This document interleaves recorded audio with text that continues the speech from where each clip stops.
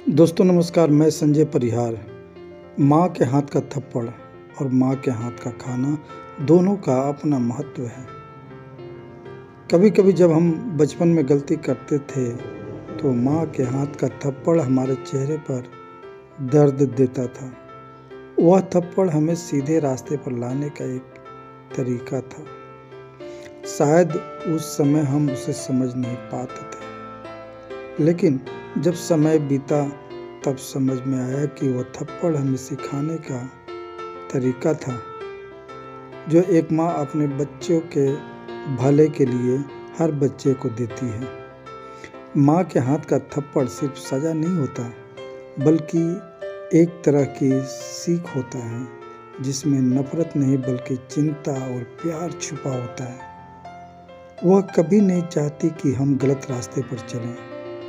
उसका हर कदम, उसका हर शब्द हमें एक बेहतर इंसान बनाने के लिए होता है। वह थप्पड़ हमें यह समझाने की कोशिश करता है कि हर गलत काम की एक कीमत होती है और हमें अपनी गलतियों से सीखना चाहिए। अब बात करते हैं माँ के हाथ के खाने की। जब भी घर में माँ कुछ बनाती है, उसका स्वाद कभी भी किसी और के हाथ का खाना नहीं दे सकता। वह खाना सिर्फ पेट को ही नहीं बल्कि दिल को भी सुकून देता है। माँ के हाथ का खाना जैसे एक जादू सा होता है जिसमें प्यार और एक अदृश्य भावना होती है। हर निवाला हमें उसकी ममता और चिंता का एहसास दिलाता है।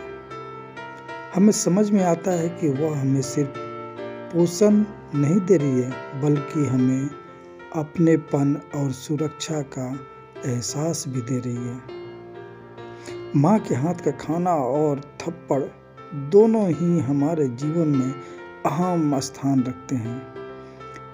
एक से हमें जीवन की सच्चाई और जिम्मेदारी का एहसास होता है, जबकि दूसरे से हमें प्रेम, सुरक्षा और प्यार का एहसास होता है। दोनों ही हमें अपने जीवन में महत्वपूर्ण पाठ पढ़ाते हैं जिन्हें हम कभी नहीं भूल सकते। माँ का प्यार।